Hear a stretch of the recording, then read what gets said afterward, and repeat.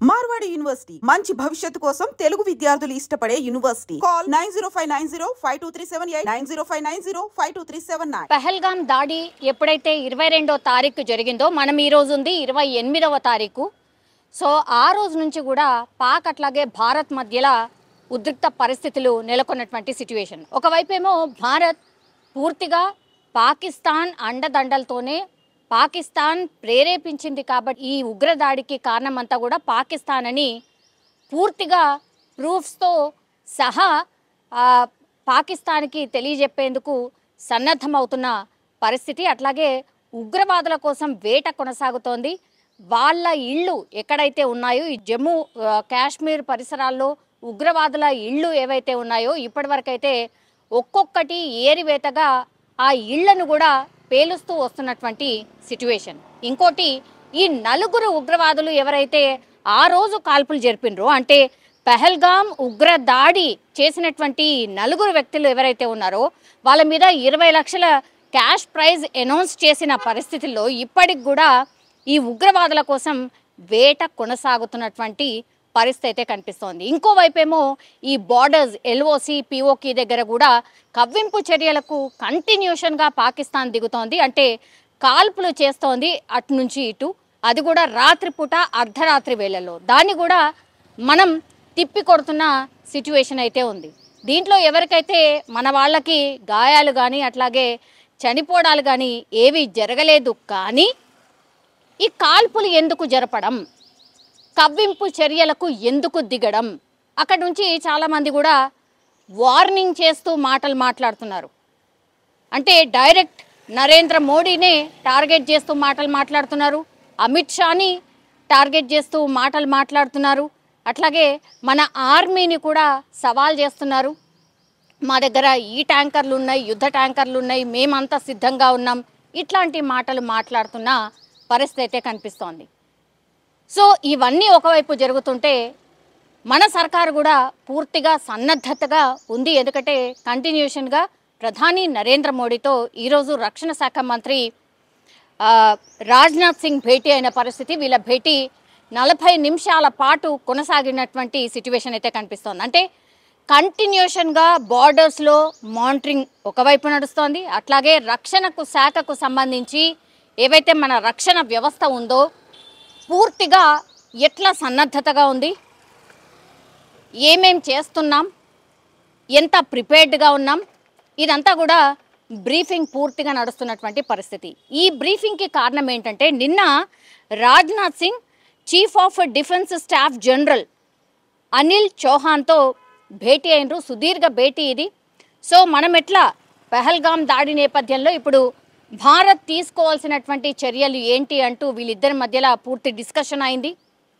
తర్వాతనే ఈరోజు ప్రధాని నరేంద్ర మోడీకి వచ్చి రాజ్నాథ్ సింగ్ కలిసి ఎట్లా సన్నద్ధతగా ఉంది ఏంటి అనేది కూడా పూర్తిగా బ్రీఫింగ్ ఇచ్చినటువంటి పరిస్థితి. అయితే ఈ మధ్యాహ్నం మరో కీలక భేటీ కూడా జరగబోతోంది. అదేంటంటే రక్షణ వ్యవహారాలపై పార్లమెంట్ స్టాండింగ్ కమిటీ కూడా ఈరోజు భేటీ కాబోతోంది. పార్లమెంట్ హౌస్లో 3 గంటలకు ఈ సమావేశం జరగబోతోంది. అట్లాగే పహల్గామ్ దాడితో ఇప్పుడు ఈ సరిహద్దులు ఏవైతే ఉంటాయో అక్కడ కొంత ఉద్రిక్త వాతావరణం అలజడి కనిపిస్తోంది. భారత్ వైపు నుంచి దాడి మేబీ ఉండొచ్చు అని పాకిస్తాన్ భయపడుతున్నట్టుగా, అక్కడ కొంత వీళ్ళు ప్రిపేర్డ్గా ఉన్నట్టుగా ఆ ఇన్ఫర్మేషన్ కూడా మన భారత్కి వస్తున్న పరిస్థితి కనిపిస్తోంది. సో ఇప్పుడు సరిహద్దుల్లో అదనపు బలగాల్ని పూర్తిగా మోహరించాయి. అట్లాగే ఈ తుర్కీకు చెందినటువంటి పలు C-130 హెర్క్యులస్ విమానాలు ఈ పాకిస్తాన్లో ల్యాండ్ అయినట్టుగా కూడా పూర్తిగా వార్తలు వినిపిస్తున్నాయి. ఈ విమానాల్లో సైన్యానికి అవసరమైన కార్గోను కూడా తీసుకొచ్చినట్టు పూర్తిగా ఇన్ఫర్మేషన్ అయితే అందుతున్న సిచ్యువేషన్ అయితే కనిపిస్తోంది. ఇవన్నీ ఒకెత్తు అయితే యూనియన్ మినిస్టర్ ఈయన కొంత కాంట్రవర్సీస్లో అప్పుడప్పుడు ఉంటూ ఉంటారు. కాబట్టి ఈయన ఎవరు అనంటే రామ్దాస్ అథేవాలా కేంద్ర మంత్రి. ఈయన కొన్ని సెన్సేషన్ కామెంట్స్ చేశారు. పహల్గామ్ దాడి ఇది పిరికిపంద చర్య, అట్లాగే 370 ఆర్టికల్ రద్దు తర్వాత పూర్తిగా జమ్మూ కాశ్మీర్ చాలా సాధారణ స్థితికి చేరుకుంటోంది. టూరిజం డెవలప్ అవుతోంది. అట్లాగే అక్కడ ఉన్నటువంటి వాళ్ళు పాపం ఉపాధి పొందుతున్నారు. వాళ్ళేదో నార్మల్గా జీవితాన్ని ఇక నార్మలైజ్ చేస్తూ వస్తున్నటువంటి టైంలో ఇది అక్కసుతో కడుపు మంటతో పాకిస్తాన్ చేసినటువంటి దాడి అంటూ మాట్లాడడమే కాక వీళ్ళకు ఒక లెసన్ కంపల్సరీ అవసరం. డెఫినెట్లీ వీళ్లకు మరోసారి సర్జికల్ స్ట్రైక్ వీళ్ళ మీద చేయాల్సిందే. సర్జికల్ స్ట్రైక్ చేస్తాము ఆర్ చేయబోతున్నాము అనేలాగా మాట్లాడడం ఇప్పుడు కేంద్ర మంత్రిగా ఆయన చేసినటువంటి కామెంట్స్ ఇప్పుడు సెన్సేషనల్గా మారిపోయిన పరిస్థితి. ఈయన లోనేవాలలో మీడియాతో మాట్లాడిండు. ఒక కార్యక్రమంలో భాగంగా అక్కడికి వెళ్ళినప్పుడు ఆయన మాట్లాడిన పరిస్థితి, పాక్ ఆక్రమిత కాశ్మీర్ను తమకు తాముగా భారత్కు అప్పగించాలి, లేని పక్షంలో పాకిస్తాన్పై యుద్ధం ప్రకటించాల్సి ఉంటుంది. తరచూ ఉగ్రవాదులు దేశంలోకి చొరబడుతున్నారు. అందుకు ఉదాహరణ ఇటీవల పహల్గాంలో జరిగినటువంటి దాడి.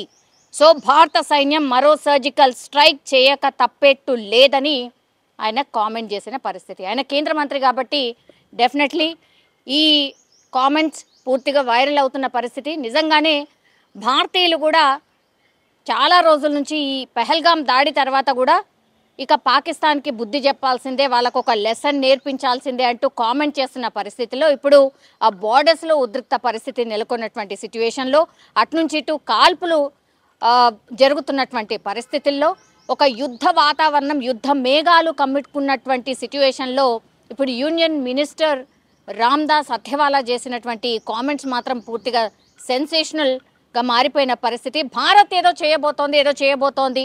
ఎందుకంటే మొన్న ప్రధాని మోడీ కూడా వార్నింగ్ చేశారు బీహార్ నుంచే, మేము ఊరుకోము, మేము ఎట్లా దెబ్బ కొడతామో మీరు ఊహకు కూడా అందదు, మీ ఊహకు కూడా అందదంటూ ఆయన్ని కామెంట్ చేసిన పరిస్థితి. అట్లాగే నిన్న మన్ కీ బాత్లో కూడా అదే చెప్పిండ్రు, భారతదేశీయుల రక్తం మరిగిపోతోంది, పహల్గాం దాడి తర్వాత పాకిస్తాన్కి బుద్ధి చెప్పాల్సిందే అని యావత్ భారతదేశం కోరుకుంటోంది అంటూ కూడా ఆయన నిన్న మన్ కీ బాత్లో చెప్పినటువంటి పరిస్థితి. ఇవన్నీ చూసి ఆ తర్వాత ఇప్పుడు రామ్దాస్ అథవాలా యూనియన్ మినిస్టర్ కేంద్ర మంత్రి చేసినటువంటి కామెంట్స్ ఇప్పుడు సెన్సేషనల్గా మారాయి. నిజంగానే సర్జికల్ స్ట్రైకా, యుద్ధమా, ఇంకోట కానీ పాకిస్తాన్కి మాత్రం ఒక లెసన్ అయితే ఉండబోతోంది అన్న సంకేతాలు ఇచ్చినట్టుగా ఇప్పుడు రామ్దాస్ అథవాలా మాట్లాడిన మాటలు అనేది కూడా చాలామంది విశ్లేషిస్తున్న పరిస్థితే కనిపిస్తోంది. చూడాలి మరి ఈ నిజంగానే సర్జికల్ స్ట్రైకా లేకపోతే ఇంకోట అతి తొందరలోనే అనేది కూడా ఒక అంటే చాలా దగ్గర నుంచి మాత్రం ఒక లీక్స్ లాగా అనుకోండి, లేకపోతే ఇంటెలిజెన్స్ వ్యవస్థ వర్క్ చేస్తున్నటువంటి విధానం అనుకోవచ్చు. మన వాళ్ళు పూర్తిగా దీని మీద దృష్టి పెట్టినట్టుగా మాత్రం మనమైతే అర్థం చేసుకోవచ్చు.